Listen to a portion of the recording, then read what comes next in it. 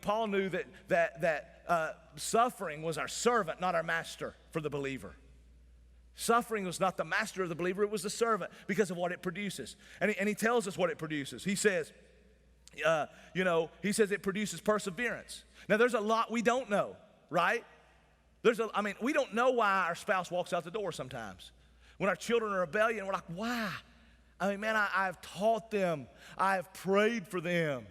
Why does that happen? Your spouse walks out the door. Why did that happen? I don't understand. We were going to church. Why? You lose your job. Why? You get a bad report. Why? We don't know why a lot of things, but here's what we know. We know that God's sovereign.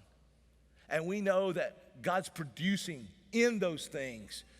You see, if we change our perspective, we know that God's producing some fruit. One of the fruits, he said, is perseverance.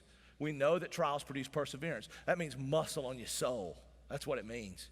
It means that because when you go through trials, then you begin to know more fully that God is faithful, even when we're fickle, that God's going to see you through, and you don't just throw in the towel and quit and become a wishy-washy Christian that just, it's easy to follow when the money's coming in, when the job's good, when your marriage is good, when the kids are behaving. It's easy to follow. It's easy to go to church, put a smile on your face and walk in. But when things aren't good, that's perseverance.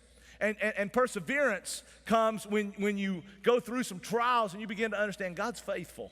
I'm not throwing in the towel. I'm not going to be a weak Christian. I'm not going to be somebody that says, well, I'm in this month and I'm out next month. I'm in church now and FBI can't find me tomorrow. That's a weak Christian, right? Paul says it's perseverance is produced by trials.